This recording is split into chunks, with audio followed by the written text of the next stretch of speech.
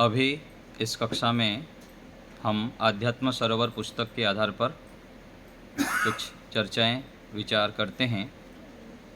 आज जो विषय रहेगा हमारा एक दिव्य औषधि अथवा दिव्य कुछ बातें हैं, श्रेष्ठ बातें हैं जिससे कि हमारा जीवन अवश्य ही परिवर्तन होगा। जैसे कोई हम दवाई अथवा कोई चीज़ जानते हैं, उसको जब तक खाते नहीं हैं वो लाभदायी नहीं होता है, और खाने की तरीका, प्रयोग करने की तरीका यदि हमको पता नहीं है तो भी लाभ नहीं होगा।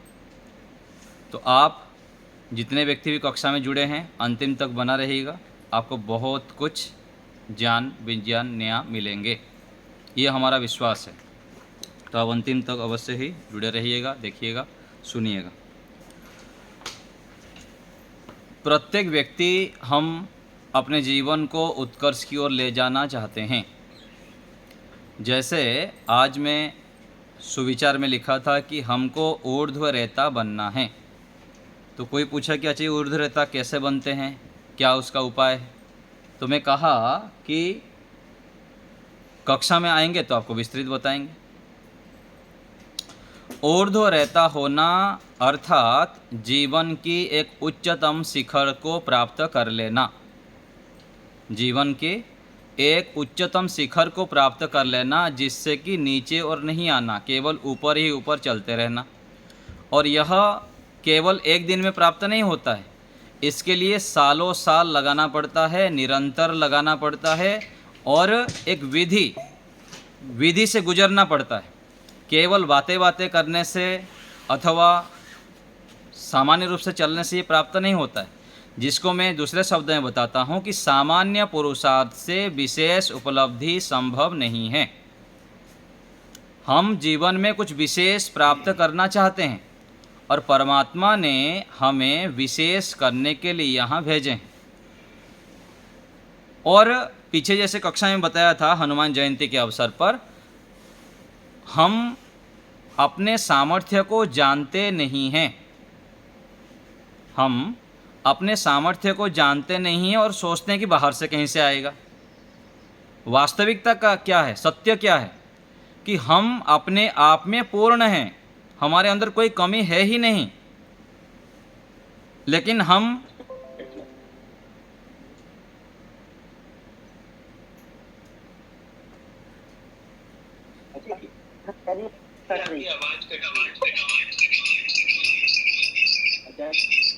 आपकी आवाज कट रही है। एक मिनट, नेट प्रॉब्लम हो रहा आपकी आवाज था। अभी ठीक होगा? ओम, नेट प्रॉब्लम। अभी ठीक है?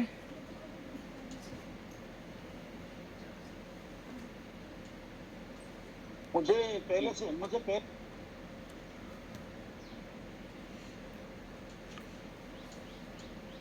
चलिए अभी ठीक हो जाएगा। तो मैं क्या कह रहा था कि हम अपने सामर्थ्य को सोचते हैं कि हमारे अंदर जो सामर्थ्य है वो बाहर से कहीं से आएगा, लेकिन वास्तविकता क्या है, सत्य क्या है कि हमारे अंदर ही सब कुछ विद्यमान है। केवल जानने की आवश्यकता है। क्या कहा? केवल जानने की आवश्यकता है, इसको हमें जानना पड़ेगा। और जब जान जाते हैं, विश्वास हमारे अंदर हो जाता है, तो फिर हम आगे बढ़ते हैं। तो हमें क्या करना है, जानना है। तो जो मैं बताया कि हमारे अंदर जो सामर्थ्य है उसको जगाने के लिए कुछ विधि प्रोसेस है, उसमें आपको कई दिनों से मैं आपको उत्साह भरता हूँ, बोलता हूँ कि ऐसे ऐसे करो, ये मिलेगा और ये लाभ होगा। तो मैं ऐसे विचार कर रहा था तो एक मेरे मन में आया कुछ बातें जो कि उस कार्य को जो करेगा। देखिए, दवाई अर्थात क्या है, समाधान, और जो रोग होता है क्या है, समस्या। समस्या है तो समाधान है, हम ये बार बार चर्चा करते हैं। समाधान क्या है, किस कारण से हम हर समय आनंदित, उत्साहित, प्रसन्न, शौर्य, धैर्य, पराक्रम आदि से युक्त नहीं रह पाता है, उसका कारण को हमें ढूंढना चाहिए। और उस कारण को जब जान लेंगे तो उसके अनुसार हमको चलना पड़ेगा। तो जो नियमित जुड़ते हैं उन लोग यदि करेंगे तो मैं बताऊंगा। और काफ़ी लोग आप ऐसे हैं पहले से ही शुरू कर दिए हैं, लेकिन आपको और मैं अलग ढंग से आज बताना चाहता हूँ।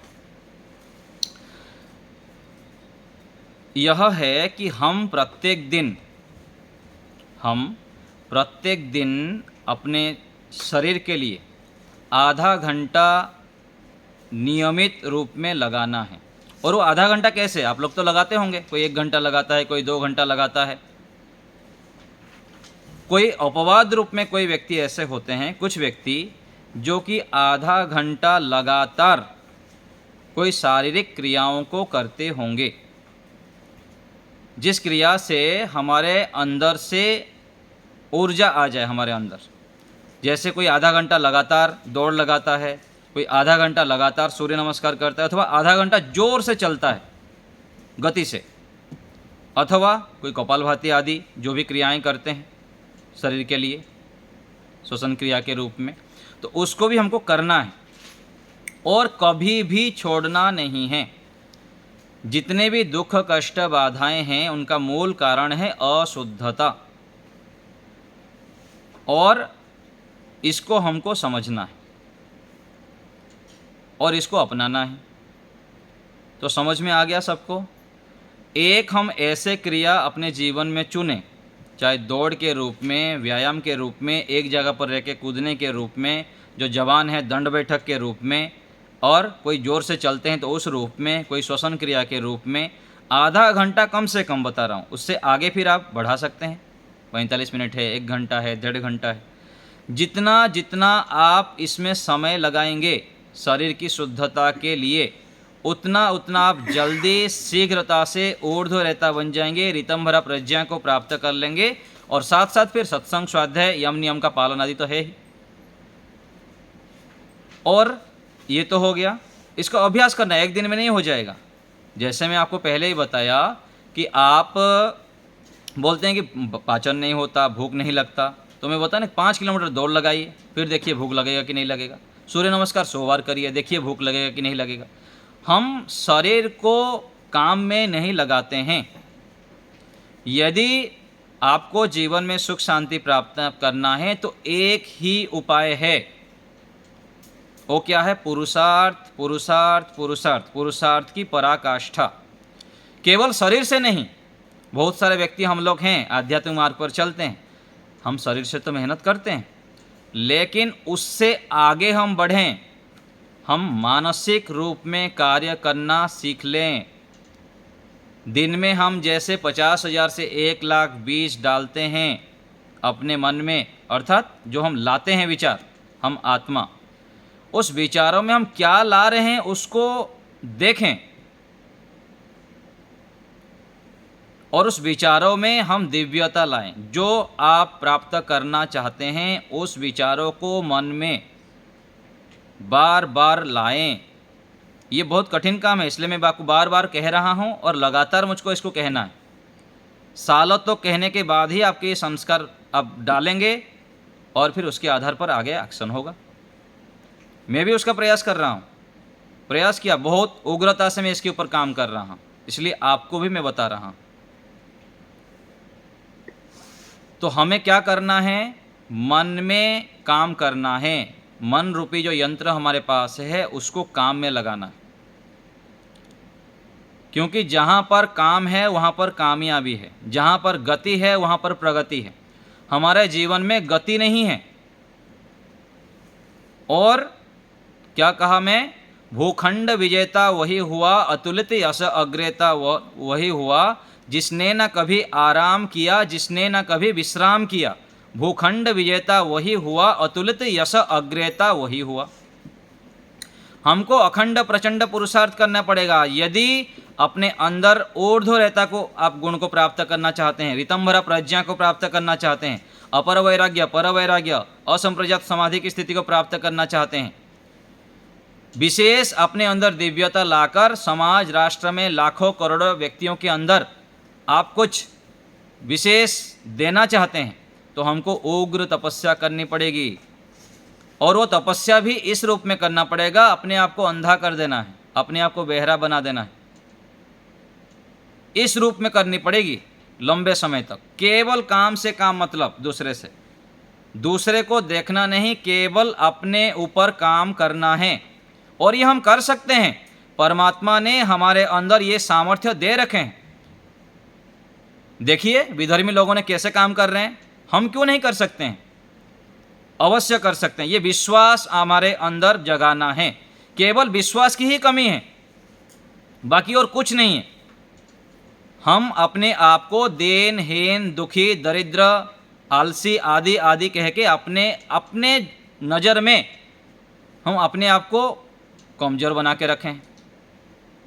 जैसे मैं पीछे बताया ना कि प्रधानमंत्री के बेटा है लेकिन मजदूर मान के रखा है अपने आप को। हम ईश्वर के संतान हैं। ईश्वर ने क्या कहे हैं वेदों में, देखिए सब जगह पर कितना दिए हैं, कितना कितना प्रेरणा दिए हैं कि हम सामान्य नहीं हैं। एक एक व्यक्ति चाहे तो कितना कुछ कर सकता है। ब्रह्मचर्य सूक्त आप पढ़िए, यजुर्वेद हमारे जो वेद में आया है।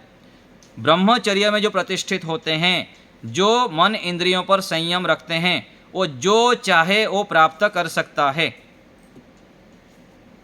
छोटे छोटे सुखों के पीछे हम भागकर बड़े उपलब्धि से वंचित रह जाते हैं, और हमको चाहिए बड़े सुख, बड़ी उपलब्धि। हम बोलते हैं कि मन हमारा एकाग्र नहीं होता। क्यों एकाग्र नहीं होता? प्रश्न क्यों नहीं कर रहे हैं? मन क्यों एकाग्र नहीं होगा, क्यों समाधि हमारी नहीं लगेगी? कारण क्या है? कारण जब हमको पता लगेगा, कारण के ऊपर दृष्टि डालेंगे तो अवश्य मिलेगा। जो हम चाहेंगे वो हमें प्राप्त होगा, जरूर प्राप्त होगा। हम चाहे तो पहले, क्यों नहीं चाहते हम? क्यों हम वैराग्य उत्पन्न करना नहीं चाहते? क्यों हम ऐसे इच्छा नहीं करते हैं कि एक एक सेकंड को मुझको जागरूकता से जीना है, श्रेष्ठता से जीना है। एक एक सेकंड, एक एक विचार मेरा नकारात्मक ना आए और व्यर्थ ना आए। यदि आप संकल्प करेंगे तो उसके ऊपर काम करेंगे आप, और जब काम करना शुरू करेंगे वहाँ पर सफलता अवश्य है, अवश्य है, अवश्य है, इसमें कोई कमी नहीं। तो हमको कहाँ पर काम करनी है? अपने विचारों के ऊपर। बाहर बहुत काम कर लिया, बहुत ढूंढ लिए इधर उधर। एक एक विचार जो मन में आता है उसके ऊपर देखें मैं क्या ला रहा हूँ। जो बीत गया उसको बिल्कुल नहीं लाना है, और जो आगे होने वाला है उसको नहीं। जो आप चाहते हैं उसको लिखिए। सभी विद्यार्थी जो भी हमारे साथ जुड़ते हैं उनके पास लिखा होना चाहिए जो आप चाहते हैं जीवन में। मैं ये प्राप्त करना चाहता हूँ, उसको लिखित रखिए, रोज़ पढ़िए उसको, और उसमें भी 10 लिखिए, 20 लिखिए, उसमें से 2-3 छांटिए। उसमें से 1-2 को रोज़ दिमाग में लाएं और बार बार आवृत्ति करें, मुझको ये चाहिए। जितनी तीव्रता से, जितने अच्छे प्रकार विश्वास से आप उसको चाहेंगे वो आपको मिलेगा, जरूर मिलेगा। और साथ साथ जो उपाय बताया जाता है वो करें। इस उपाय को आप करिए जो आज बता रहा हूँ। इसको आपको प्रारंभ में एक दिन में नहीं होगा, धीरे धीरे करके करें। 5 मिनट से शुरू करें कि 5 मिनट तक मैं इस क्रिया को करूँगा लगातार, फिर उसको 10 मिनट करें, फिर 15 मिनट करें, फिर 20 मिनट करिए। फिर देखिए इतना आनंद उत्साह आएगा आप कल्पना भी नहीं कर सकते। और जो मैं आपको यहाँ बताता हूँ, कई बार मैं संकेत किया हूँ, मैं स्वयं करता हूँ पहले, और जो किया हुआ है उसको मैं बताता हूँ आपको। जैसे मैं बताता हूँ कि आप इच्छा करके तो देखें, परमात्मा से मांग के तो देखें। परमात्मा जो आप मांगेंगे उतना ही नहीं देंगे, उससे कई गुना अधिक देंगे। दिए हैं, देते हैं और दे भी रहे हैं। हम अपने विचारों को, संकल्प को, अपने सोच को बढ़ाएं, विराट बनाएं। आप सोचेंगे मेरे माध्यम से 100 लोगों को मैं उपदेश करूंगा, तो आप 100 ही दे पाएंगे बढ़ते बढ़ते। आप जैसे सोचेंगे मैं विशेष काम करूंगा, मेरे अंदर सामर्थ्य है। विधर्मी लोगों ने पूरा 150 देशों में, 200 देशों में काम कर लेते हैं। हम लोग एक संस्था को चलाना मुश्किल हो जाता है, भारत में ही काम नहीं कर पाएंगे, अथवा भारत में अपना प्रचार नहीं कर पाएंगे। क्यों करते हैं ऐसे? क्योंकि हमारे सोच के दायरे को हम कम कर रखे हैं, अपने सामर्थ्य को हम जानते नहीं हैं।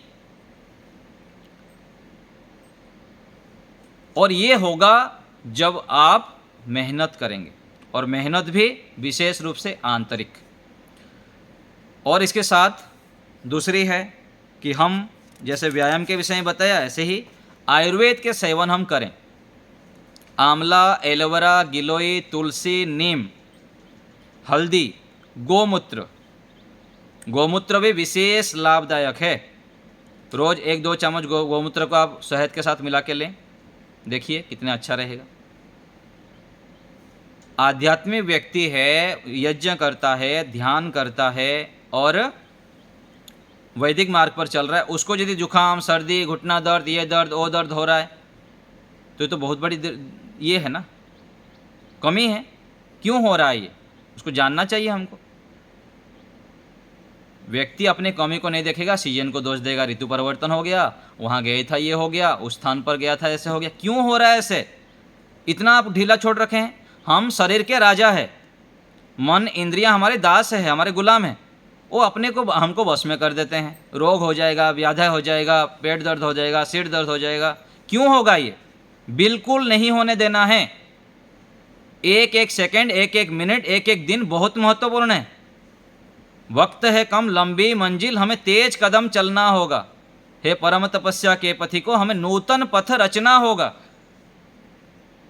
हमको नूतन पथ रचना है। और अपने शरीर को ही हम यदि दासत्व में जिएंगे तो कैसे काम चलेगा? हमें इतना मजबूत बनना है, शरीर से भी, मन से भी, इंद्रियों को भी हमको इतना मजबूत बनाना है। आत्मबल, आत्मविश्वास हमारे अंदर पूरा दृढ़ होना चाहिए। हर समय उत्साह, उमंग, शौर्य, धैर्य से लगे रहना है। इतना हमारे अंदर पराक्रम होना चाहिए। और साथ साथ विनम्रता भी होनी चाहिए, ईश्वर भक्ति भी होनी चाहिए। ये कब आएगा? ये तब आता है जब हम उग्र तपस्या करते हैं, विशेष ईश्वरीय कार्यों को करते हैं, तब हमारे अंदर परमात्मा की कृपा से ये गुण आते हैं। और आएगा, जरूर आएगा। आप अग्नि के पास बैठेंगे और ताप नहीं आएगा, गर्मी आपको अनुभव नहीं आता, तो कैसे काम चलेगा? ऐसे थोड़ी होता है कभी।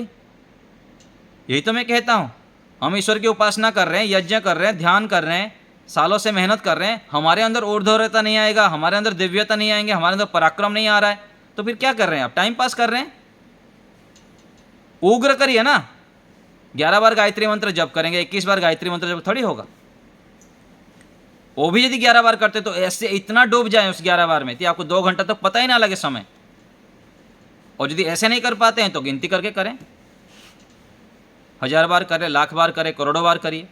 ऐसे ही यज्ञ के विषय में भी सोचें, क्यों हमारे अंदर दिव्यता नहीं आ रहा है, पराक्रम नहीं आ रहा है, हम कुछ विशेष जीवन में परिवर्तन नहीं ला पा रहे हैं। क्या कारण क्या है? विधर्मी लोग इतना कुछ कर रहे हैं और हम यहाँ बैठ के केवल बोलते हैं हमारा सोने का दुकान है इसलिए लोग कम आते हैं। ये तो गप्पे है, ऐसा नहीं होता है। सोना होगा तो दौड़ दौड़ के लोग आएंगे। कुछ दिखाइए विशेष करके। देखिए दूसरे धर्म के कुछ ऐसे व्यक्ति हैं जहाँ हैं वहाँ दौड़ दौड़ के लोग आते हैं, कोई प्रचार करने की भी जरूरत नहीं पड़ती है। क्या कारण है? जब हमारे पास होता है ना ठोस चीज़ें, लोग दौड़ दौड़ के आएंगे।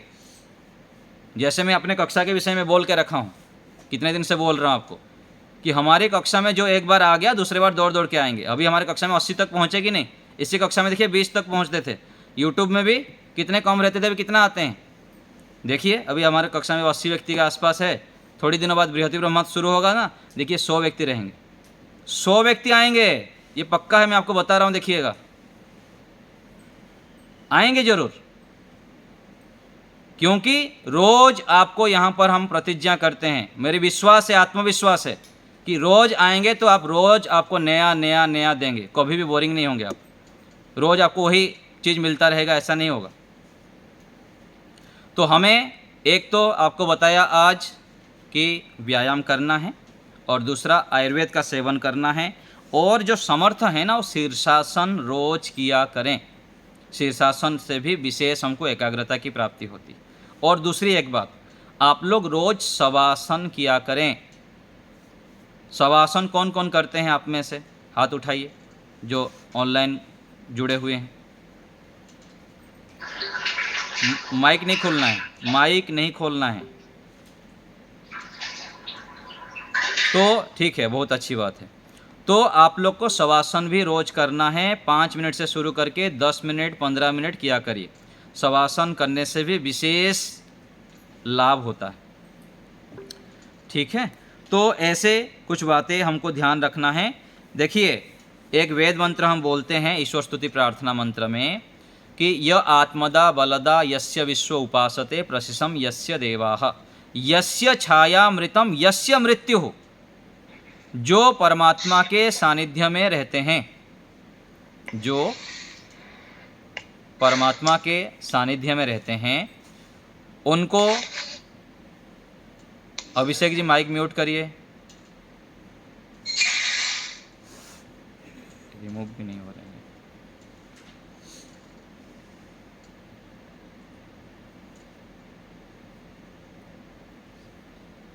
हैं। तो इसमें कहा गया कि जो परमात्मा के आश्रय में रहते हैं, छाया में रहते हैं, उसके लिए अमृत है, जीवन उसके लिए क्या होता है, आनंदमय उत्सवमय हो जाता है। और यस्य मृत्यु हो, जो ईश्वर के छाया में नहीं रहते हैं, ईश्वर की आज्ञाओं से विरुद्ध चलते हैं, उनके लिए ही सारा कष्ट, बाधाएं, परेशानी हैं। तो हमें क्या करना है, ईश्वर के आश्रय में रहना है, इसका अभ्यास करना है निरंतर। और इससे ही हमारे अंदर जो कहा ना मैं, ऊर्ध्व रहता गुण और जितने भी श्रेष्ठता है वो आता है।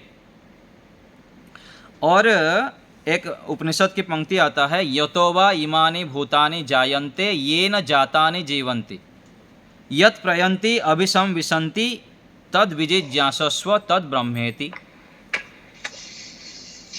ये व्यक्ति परेशान कर दिए। अभिषेक जी सुन रहे हैं आप? मेरे से डिलीट भी नहीं हो रहा है ना।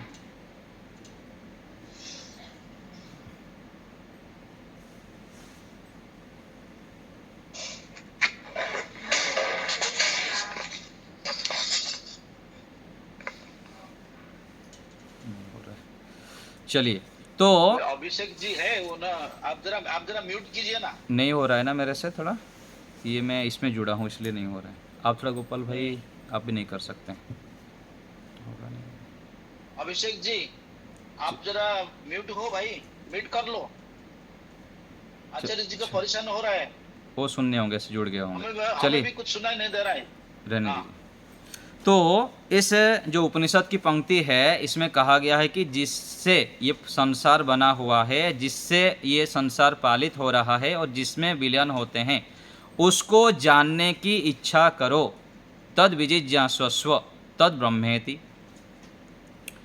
तो हमें उस परमात्मा को जानने के लिए प्रयत्न करना चाहिए। और वो प्रयत्न भी कैसे? सामान्य प्रयत्न से काम नहीं चलेगा, हमारे अंदर तड़प होना चाहिए। विशेष तड़प यदि होगा तब जाके हम उसको जान पाएंगे, अथवा उसको जानने के लिए हम विशेष पुरुषार्थ करेंगे। तो ईश्वर को जानने के लिए हम प्रयत्न करें,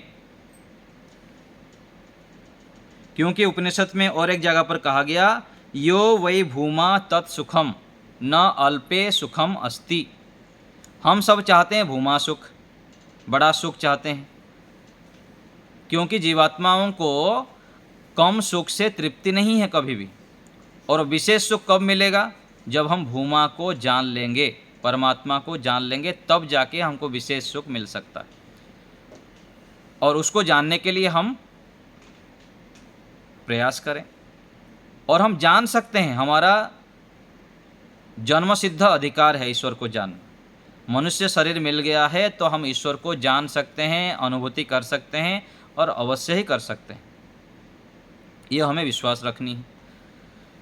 चलिए पुस्तक में थोड़ा पढ़ लेते हैं।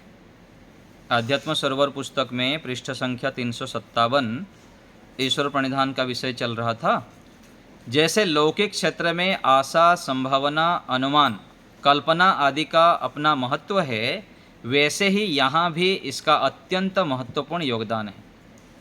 जैसे लौकिक क्षेत्र में व्यक्ति कल्पना करता है, योजना बनाता है, ऐसा होगा, वैसा होगा, ये करूँगा, वह नहीं करूँगा आदि, यह सब कल्पना करता हुआ व्यक्ति प्रसन्न होता है तथा आगे बढ़ता है। वैसे ही आध्यात्मिक क्षेत्र में शब्द प्रमाण तथा अनुमान आदि को लेकर सत्य कल्पनाओं को करके अत्यधिक प्रगति संभव है। विशेषकर दर्शन आदि के विषय अधिक परोक्ष हैं, वहाँ शब्द आदि प्रमाणों को लेकर ही चलना पड़ता है। और जैसे कि इस जन्म में ईश्वर को तो देखा नहीं, पुनः कैसे उसका ध्यान संभव है?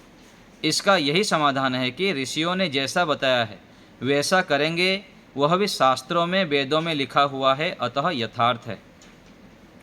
तो पहले हमको जैसे लिखा है वैसे मानकर चलना पड़ता है। आगे हम चलते जाते हैं तो वो पूरा सिद्ध हो जाता है। जैसे माता पिता हैं, माता पिता के ऊपर हम विश्वास करते हैं, माता जी पिताजी जैसे बता देते हैं वैसे हम चलते जाते हैं, तो आगे वो विश्वास हो जाता है। ऐसे ही शास्त्रों में कहा गया है कि हम सामान्य नहीं हैं, मनुष्य जीवन मिला है तो हमें विशेष कार्य करने के लिए यहाँ जन्म मिला है। बार बार हम सुनते भी हैं ना कि एक एक व्यक्ति के अंदर इतना सामर्थ्य है कि वो पूरा सृष्टि को बदलने का सामर्थ्य रखता है। एक मनुष्य के अंदर मानव से महामानव बनने का, पुरुष से महापुरुष बनने का, मनुष्य से देवता बनने का सामर्थ्य है।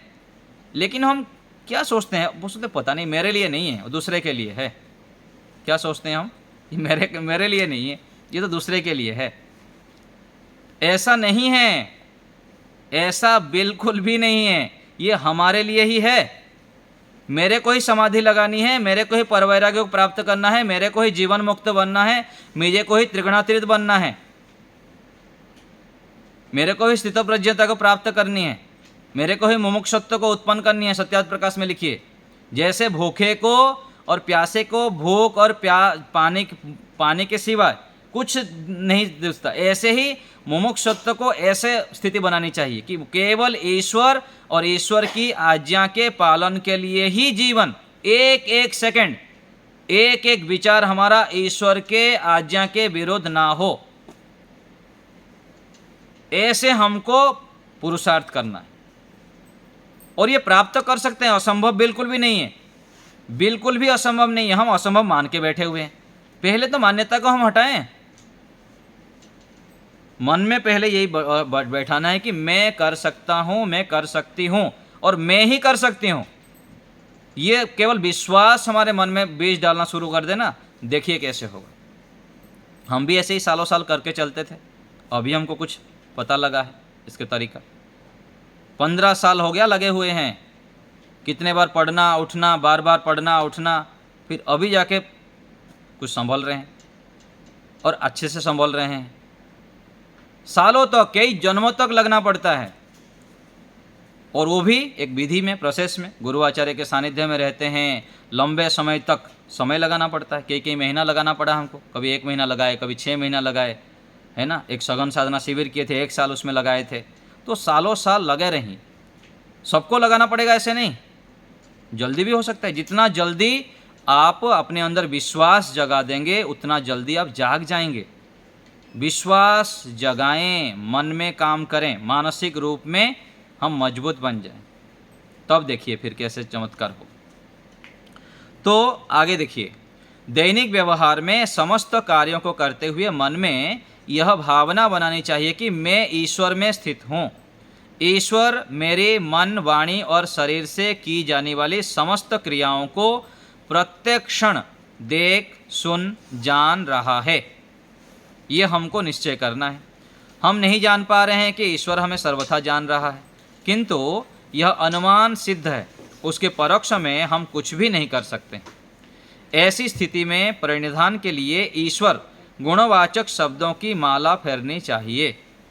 बाह्य माला नहीं, अपितु आंतरिक माला फेरनी चाहिए, तथा संख्यापूर्वक नहीं, अर्थ स्मरण पूर्वक हमें माला को फेरनी चाहिए। तो जब भी हम गायत्री मंत्र बोलते हैं अथवा ओम का जप करते हैं, तो यहाँ क्या कह रहे हैं? केवल गुणों को नहीं बोलना है, साथ साथ क्या करना है? हमको अर्थ भी विचार करनी है। आंतरिक रूप में सावधान सतर्क होते हुए हमको ये कार्य करनी। कालांतर में इस प्रकार व्यक्ति का चित्त ईश्वर प्रणिधान से रंग जाता है, रंग जाएंगे। प्रारंभ में हमको सामान्य पुरुषार्थ करना पड़ता है, फिर आगे चलकर क्या है, हमारा ये स्वभाव बन जाता है, स्वभाव बन जाएगा पूरा। ईश्वर प्रणिधान करने वाले साधक को अंतःवृत्तिक बनना पड़ता है, अंतःवृत्तिक बनना है हमको। बाह्य संसार से पूरा कटना पड़ेगा, तब जाके होगा। हम केवल बाहर बाहर बाहर ही दृष्टि रखते हैं, अंदर अपने सामर्थ्य को जानने का ना प्रयास करते हैं, ना उसके ऊपर विश्वास भी कर पाते हैं। आगे है, ईश्वर प्रणिधान की सूक्ष्मता के लिए अंतःवृत्तिक होना अनिवार्य है। हंसता खेलता गप्पा लगाता इधर उधर लौकिक विषयों में रमता हुआ व्यक्ति ईश्वर प्रणिधान की उत्कृष्टता को प्राप्त नहीं कर सकता है।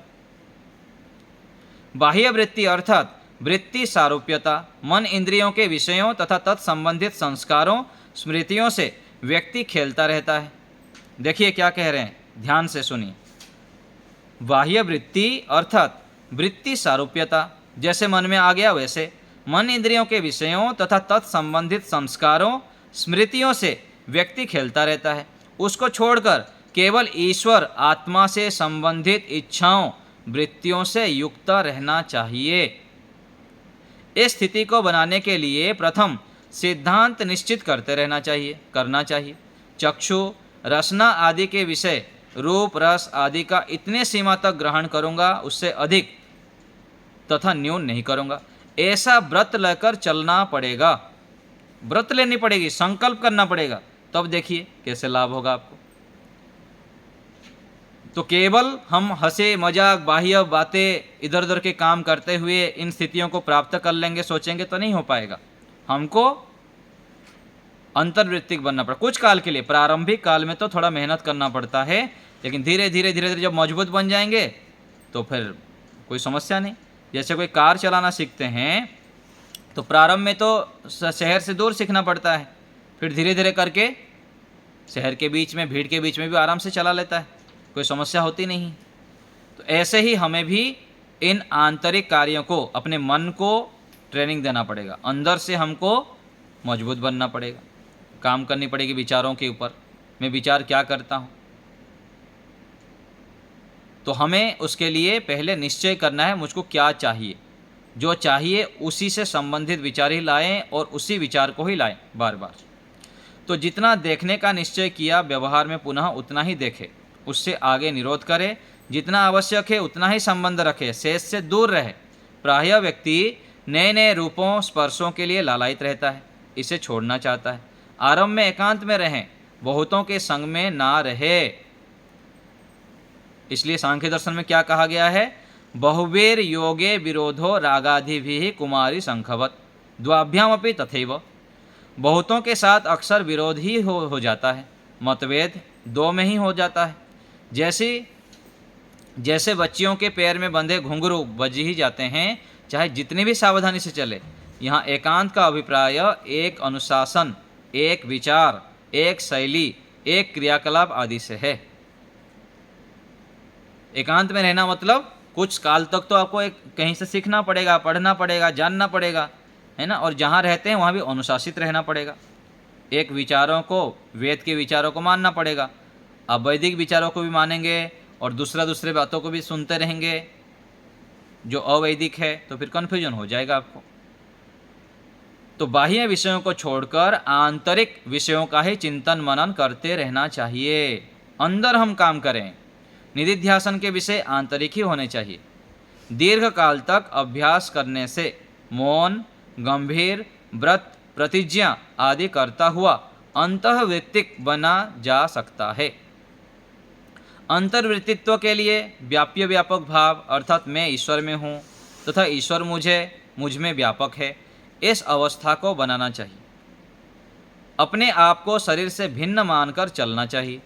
नेति नेति इस वाक्य के प्रयोग से सफलता मिलती है। अमुक वस्तु मेरा स्वरूप नहीं है, ऐसा मैं नहीं हूँ, इस प्रकार चिंतन परीक्षण करना चाहिए। नेति नेति अर्थात देखिए जो भी प्राप्त हुआ सोचिए ये मेरे लिए पूर्ण नहीं है। पूर्ण कौन है? केवल ईश्वर है। क्योंकि ये सब देख लिए ना हम, जितने भी भाई यहाँ पर व्यक्ति है, वस्तु है, उनको देख देख के हम थक चुके हैं। ये हमको पूर्ण करने में असमर्थ हैं। थोड़ा सा सुख देते हैं, साथ साथ 4 प्रकार का दुख देते हैं।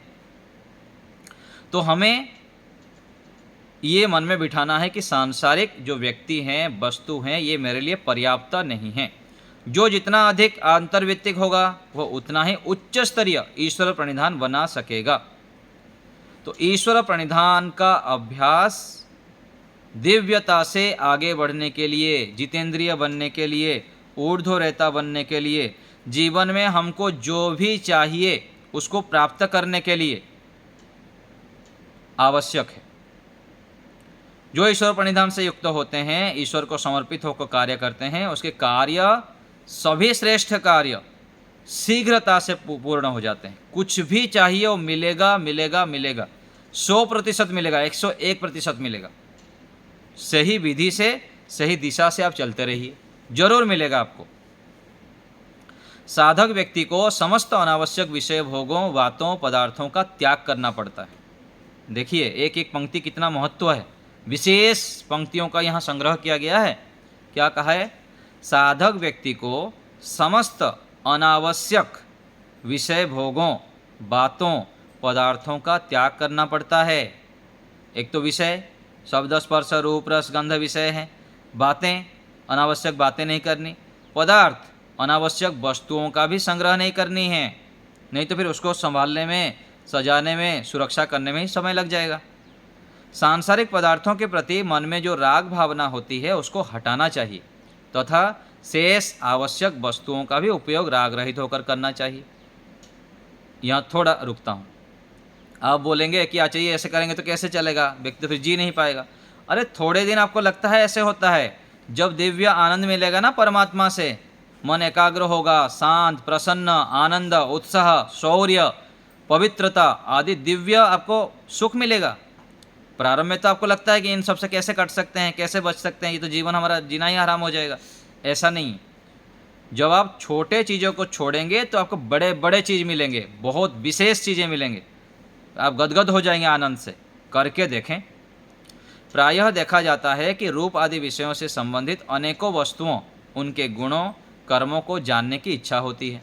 भोगे हुए की पुनः भोगेच्छा और अनजाने को जानने की इच्छा रहती है। इनमें अनावश्यक सबको छोड़ना चाहिए। जब तक कम से कम अपर वैराग्य नहीं हो जाता, तब तक विषय के समक्ष आते ही, उसका ज्ञान स्मरण होते ही उसको प्राप्त करने की इच्छा हो जाती है। बहुधा तीव्र लालसा के कारण 50 वर्ष तक दोष सुनने सुनाने पर ही व्यक्ति दोष को छोड़ने में असमर्थ हो जाता है। इसलिए विषयों के राग के स्तर को भी जानने का प्रयत्न करते रहना चाहिए। इन सूक्ष्म दोषों को आत्मनिरीक्षण में खोजने पर ही पता चलता है। दोष उत्पादक अनुकूल वस्तुओं के सामने आते ही उन दोषों का चिंतन प्रारंभ करना चाहिए। जब तक हानियों को ना देखा जाए तथा विशेष तप, पुरुषार्थ आदि ना किया जाए, तब तक इसमें सफलता नहीं मिलती। तो हमें विशेष तपस्या करनी है और इसमें आत्मनिरीक्षण एक काम है। जैसे कहा गया ना कि हमको जीवन को दिव्यता से युक्त करना है। एक भजन की पंक्ति क्या आया? जीवन है उपहार प्रभु का, इसको रोशन कीजिए, पहले अपने अंतर मन को शांति से भर लीजिए, शांति से भर लीजिए। हमारे अंतर मन को हमको शांति से भरना है। जो शांत हो गया वह संत हो गया। हमको यदि घर में रह के भी संत बनना है, हर समय शांति से युक्त होना है, तो हमको जीवन को उत्सव बनाना पड़ेगा, और उसके लिए पुरुषार्थ ही एकमात्र उपाय है। और एक भजन की पंक्ति आया कि सही सोच हो, सही दृष्टि हो, सही हो कर्म हमारा, बदले जीवन धारा हो, बदले जीवन धारा। यदि हमारा सोचना सही हो गया, हमारी दृष्टि सही हो गई और हमारा कर्म सही हो गया, तो जीवन का धारा हमारा बिल्कुल ही बदल जाएगा। हम बदलना तो चाहते हैं जीवन की धारा को, जहाँ है वहाँ रहना नहीं चाहते हैं, लेकिन हमारे विचार को हम ठीक नहीं करते हैं। सोच को बड़ा करें, उत्कृष्ट सोचें, छोटे सोच और खोटे सोच को छोड़ें। किसी के विषय में भी कुछ नहीं सोचना, बिल्कुल स्टॉप। ये कब होगा? जो आपके पास काम होगा। मन को काम दीजिए, जो आपको चाहिए उसी को ही बार बार दोहराएं। मंत्र जप करते रहिए, ओम का जप करते रहे, गायत्री मंत्र का जप करते रहिए, अच्छे अच्छे कार्य में मन को व्यस्त रखें, तो सही सोच हो जाएगा। और दृष्टि, दृष्टि में भी जिसको देखेंगे गुण दृष्टि को ही मुझको लाना है, सबके गुणों को ही देखना है, गुणों को ही देखना है, अच्छाई को ही देखना है। ऐसे संकल्प करना है, बार बार बार बार संकल्प जैसे हम करेंगे वैसे हम बन जाएंगे। और कर्म, कर्म में दिन भर पुरुषार्थ करें, शरीर को खूब तपाएं, शरीर से काम लें। हम शरीर से काम नहीं लेते हैं। खूब व्यायाम करें, खूब प्राणायाम करें, खूब आसन आदि करें, दिन में कम से कम 8-10 किलोमीटर चलें। गति नहीं है जीवन में, इसलिए प्रगति नहीं हो रही है। हमारे अंदर सब कुछ सामर्थ्य है, केवल गतिशील बन जाए हम। गति गति गति, काम काम काम, कार्यांतर ही विश्राम है। इस बात को आप नोट कर लीजिए, कार्यांतर ही विश्राम है। विश्राम करना है कैसे? एक काम के बाद दूसरे काम, दूसरे काम के बाद तीसरे काम, तीसरे काम का चौथे काम। बैठ के गप्पे नहीं लगाना, अनावश्यक बैठना नहीं। खाली मन शैतान का घर है। आगे से आगे काम काम काम, स्वाध्याय करिए, सत्संग करिए, अच्छे अच्छे नोट लिखिए, पुस्तक पढ़िए, पुस्तक में से अच्छी अच्छी चीज़ ला के फिर आपका डायरी नोट बनाइए। रोज़ संकल्प करिए, मुझको आज 500 बार गायत्री मंत्र जप करना है। 100 बार करके डिवाइड कर दीजिए, 5 बार करिए। 1000 बार जप करना है तो 1000 बार डिवाइड कर दीजिए। काम करें, मानसिक काम करें, वाणी से अच्छे अच्छे शब्द बोलें। वाणी से नकारात्मक शब्दों को बोलना नहीं है, हर समय सकारात्मक शब्द बोलना है। किसी के ना निंदा ना चुगली, ऐसा हो गया वैसा हो गया, ऐसा किया था वैसा किया था, बिल्कुल नहीं। चुप, पूरा मौन हो जाना है। क्योंकि हमारा भाग्य हमारे हाथ में है, हमको गढ़ना है, विशेष कार्य करना है, जीवन को अच्छाई से भरना है। तो देखिए, पदे पदे सावधान रहनी पड़ेगी। ऐसे ही जीवन को ना बिताएं। ऐसे ही हम कितना समय बर्बाद कर देते हैं, सोचें। क्यों समय बर्बाद कर रहे हैं? क्यों करना है? नहीं करना मुझको, बिल्कुल अच्छे कार्य को ही करना है। तब देखिए जीवन का धारा कैसे बदलेगा। तो हमारे जीवन की धारा को हमें शीर्ष पर ले जाना है, शिखर पर ले जाना है। कुछ करके दिखाना है, अपने जीवन को बदल के दिखाना है। जो हो गया हो गया, 30 साल 40 साल 50 साल बीत गया, कुछ नहीं, उसको सोचना नहीं है। अभी हमको बदलना है, शीघ्रता से बदलना है, दिव्यता से बदलना है, जल्दी शिखर पर पहुंचना है। बहुत अधिक एकाग्रता से युक्त होना है, शांत प्रसन्न संतुष्ट निरोगी रहना है। तो आज आपको मैं एक दिव्य औषधि बताया, उसको कल से शुरू कर देंगे अथवा आज शाम को भी कर सकते हैं। प्रत्येक दिन नियम बनाना है, कम से कम आधा घंटा क्लॉक में टाइम ऑन करना है। उसके बाद कंटिन्यू करना है, या व्यायाम करिए या प्राणायाम करिए, सूर्य नमस्कार करिए अथवा चलें। फिर देखिए आपके जीवन में कितनी दिव्यता आएगी। और रोज़ आंवला, एलोवेरा, गिलोय, तुलसी, नीम, हल्दी, गोमूत्र, इनमें से कोई ना कोई चीज़ जाए। सब जाए तो थोड़ी थोड़ी बहुत अच्छा, नहीं तो कोई ना कोई 2-3 चीज़ तो लिया करिए किसी ना किसी रूप में। ताज़ा मिलता है ताज़ा लीजिए, अथवा पतंजलि का मिल जाता है वो भी ला के रखिए। गोमूत्र भी लीजिए, गोमूत्र से विशेष लाभ होता है, शरीर का डिटॉक्सिफिकेशन होता है और काफ़ी लाभ होता है, वो भी आप प्रयोग कर सकते हैं। तो हमें बहुत बहुत बहुत आगे बढ़ना है, विशेष पुरुषार्थ करना है। और पुरुषार्थ कहाँ करना है? बाह्य तो करना ही है, लेकिन अधिक आंतरिक करना है। मन में अच्छे संकल्प करें, हर समय अच्छे सोचें, बड़ा सोचें, बड़ा लक्ष्य बनाएं। तब देखिए कितना अच्छा होगा। और रोज़ प्राणायाम का भी अभ्यास करें, प्राणायाम से हमको विशेष लाभ होता है। प्राणायाम का फल पतंजलि महाराज लिखते हैं, ततः क्षीयते प्रकाशावरणम।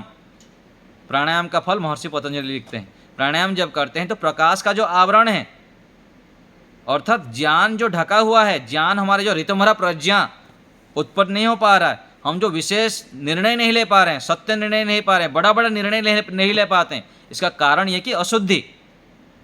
और ये अशुद्धि प्राणायाम से जाता है।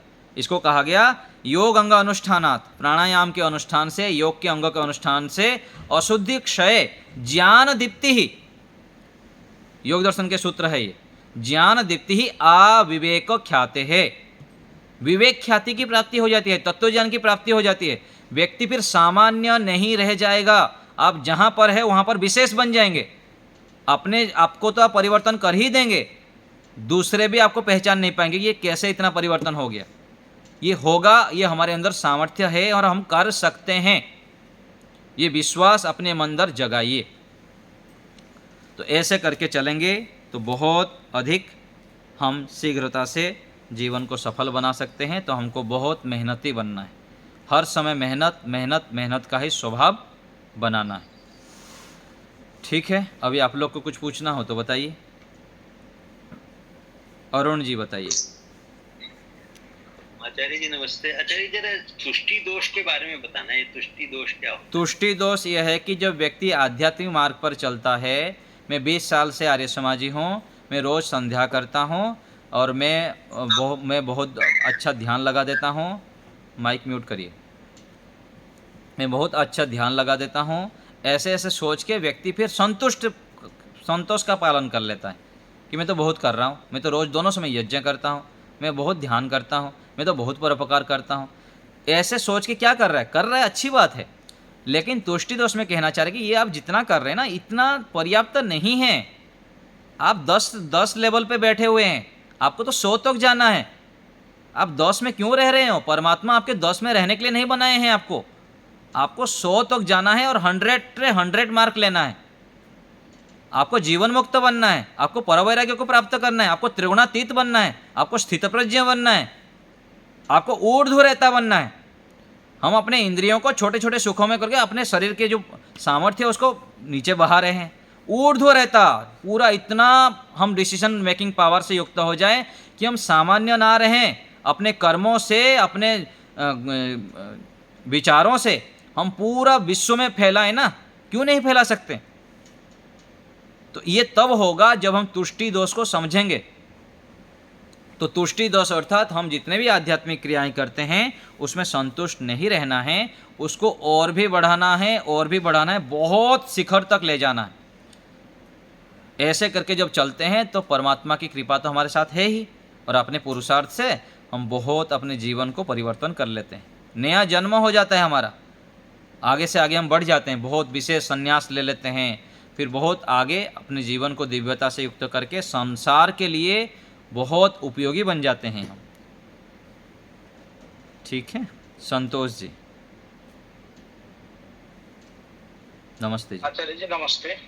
नमस्ते जी। आचार्य जी, ये जो गिलोय के बारे में आपने बताया, गिलोय का क्या है? वो जो आयुर्वेदिक पतंजलि का एक टेबलेट फॉर्म में मिल रहा है, उसको लेना है? टेबलेट फॉर्म में भी मिलता है, लिक्विड फॉर्म में भी मिलता है, सत फॉर्म में भी मिलता है, कैसे भी मिलता है, तो लीजिए।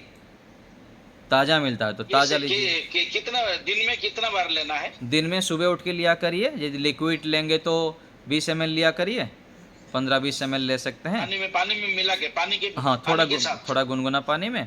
अथवा टैबलेट लेना है तो 1 टैबलेट लीजिए अथवा 2 टैबलेट लीजिए। तो शाम को 1, सुबह 1? शाम को यदि दूध नहीं पीते हैं तो रात को सोते समय भी ले सकते हैं। घृत कुमारी तो थोड़ी आयु होने के बाद ना घृत कुमारी तो लेना चाहिए। घृत कुमारी इसलिए कहा जाता है, घृत से भी अधिक ताकत, और कुमारी यदि पिएंगे तो रोज सदा कुमारी रहेंगे, और कुमार यदि पिएंगे तो रोज कुमार सदा। उनका जो स्क्रीन है ना उसमें बहुत अच्छा रहता है। आप घृत कुमारी लेके देखिए, घुटना दर्द है, जितने भी दर्द आदि होता है, ये जो गिलोय है और घृत कुमारी है ये वात के शत्रु हैं। इसलिए घृत कुमारी और गिलोय को आप लगातार लेते रहिए, और घृत कुमारी से विशेष लाभ होता है। घृत, और देखिए कुछ जैसे दर्द आदि के गोली आदि होते हैं ना, कोई भी जो होता है वो गर्म भी होते हैं, लेकिन ये घृत कुमारी जो है ना निर्दोष है, गर्म नहीं होता है। इसलिए आप लोग घृत कुमारी ताज़ा यदि लगा पाते हैं तो ताज़ा लीजिए, रात को काट के रख दीजिए, उसका काला अंश निकल जाएगा, दूसरे दिन उसके ऊपर का छिलका उतार के लीजिए, अथवा पतंजलि का लीजिए। अच्छा, ऐसा ये तो हम लगा सकते हैं गमला में? हाँ जी, तो उसका ताजा ले सकते हैं डायरेक्ट उसको निकाल बिल्कुल के? बिल्कुल बिल्कुल, जितना हो सके ताज़ा लेने का प्रयास करें, घर में लगाएं। आंवला, गिलोय, एलोवेरा आदि आदि सब, तुलसी का भी लिया करें। तो इन सब का प्रयोग करने से हम कभी भी रोगी नहीं होंगे। हम क्या मान के रखें अपने आप को? कभी जुकाम हो रहा है, कभी सर्दी हो रहा है, कभी कुछ हो रहा है, क्यों होगा? इतना हम व्यायाम करें, इतने प्राणायाम करें, इतना हम सकारात्मक से युक्त रहें, पुरुषार्थी बने, रोग बीमार हमारे पास आए ही ना। इतना हमको पुरुषार्थ करना चाहिए। सीमा माता जी। आचार्य जी नमस्ते। नमस्ते माता जी। ये वृत्ति सारूप्यता का मतलब क्या होगा आचार्य जी? वृत्ति सारूप्य अर्थात हम जो है ना आत्मा शुद्ध हैं, पवित्र हैं, बहुत महान हैं, हमारे अंदर पूरा विश्व को बदलने का सामर्थ्य है, लेकिन हम अपने अज्ञानता के कारण रजोगुण तमोगुण से युक्त होकर अपने सामर्थ्य को हम जान नहीं पा रहे हैं। प्रधानमंत्री के बेटे होते हुए भी हम अपने आप को चपरासी के बेटा मान के बैठे हुए हैं, दीनहीन दुखी दरिद्र मान के बैठे हुए हैं, अपने सामर्थ्य का पूरा पूरा यूटिलाइज नहीं करते हैं, अपने सोच को अपने लक्ष्य को महान नहीं बना पाते हैं। ये किसी लिए है? वृत्ति सारूप्यम। वृत्ति सारूप्य अर्थात रजोगुण तमोगुण से युक्त हो जाते हैं। खाने में, पीने में, देखने में, सुनने में हम ऐसे ऐसे चीज़ों को ग्रहण कर लेते हैं जिससे हमारे अंदर रजोगुण तमोगुण बढ़ जाता है। सत्वगुण में प्रतिष्ठित नहीं हो पाते हैं। सत्वगुण में प्रतिष्ठित हो जाएंगे तो ऋतंभरा प्रज्ञा जाग जाएगा, ऊर्ध्व रहता आप हो जाएंगे। और जब रजोगुण तमोगुण से युक्त हो जाएंगे तो वृत्ति सारूप्यम। जैसे कोई बता दिया, कोई हमको बोल दिया तू तो दुष्ट है, तो बोला अच्छा मैं दुष्ट हूँ, क्यों दुष्ट हूँ? और ज्ञानी व्यक्ति यदि होगा तो दुष्ट बोला तो ठीक है, सुन लिया और इधर अपना काम में लग जाएगा कि मैं दुष्ट तो है नहीं, हूँ नहीं, मैं तो महान हूँ, मैं तो श्रेष्ठ हूँ। वो बोला तो उसका दोष है। अभी जो जैसा बोल देता है सामने में उसके अंदर घूम जाते हैं हम, उसमें उसके चक्कर में उसकी बातों में हम उलझ जाते हैं। ये वृत्ति सारूप्य के कारण हो रहा है। किसी को देखे वो कुछ गलत व्यवहार किया, हम उसमें उलझ जाते हैं। सत्वगुण में प्रतिष्ठित हो जाएंगे तो यहाँ कोई भी देखे ना आप अंधा बन जाएंगे, देखते हुए भी अंधा बन जाएंगे, सुनते हुए भी बहरा बन जाएंगे। बहरा मतलब काम से काम मतलब रखेंगे। हमारा काम है ही नहीं इन सबसे उलझना, इसलिए थोड़ी जीवन मिला है। हमको तो दिव्य सुख को प्राप्त करना है, परमात्मा से लेना देना करना है। इन सब छोटे छोटे बच्चों के साथ खेल के अपना जीवन को, समय को क्यों बर्बाद करना? बात समझ में आ रही है? वृत्ति सारूप्य के कारण ही हो रहा है। जी जी। हितेश जी। आचार्य जी। जी ओम आचार्य जी। आचार्य जी, मेरा प्रश्न था कि जैसे आपने कहा कि हम चीजों को ज्यादा बढ़ाते हैं फिर उनको संभालने में समय लग जाता है, और तो आप जैसे कोई व्यापार व्यवसाय कर रहे हैं तो फिर उसमें अगर उसको हम सीमित करेंगे तो कभी आर्थिक संकट भी तो पैदा हो सकता है ना आचार्य जी? हाँ, वहाँ पर देखना पड़ता है, सभी स्थितियों में ऐसा नहीं है। व्यक्तिगत जीवन में हमारा ये रहे, सामाजिक जीवन में समाज राष्ट्र के लिए, परिवार के लिए ये सब तो कर सकते हैं।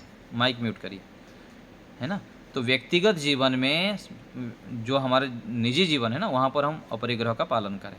और व्यापार धंधा करते हैं, समाज राष्ट्र के लिए कार्य करते हैं, जहाँ जितने सामर्थ्य साधन चाहिए वो तो करना चाहिए, लेना चाहिए। ठीक है? सुदेश माता जी।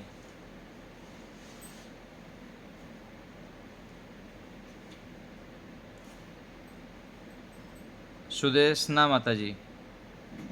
नमस्ते आचार्य जी। नमस्ते। आचार्य जी, तो गोमूत्र है, इसको कैसे लेना है और लेने से क्या फायदा है?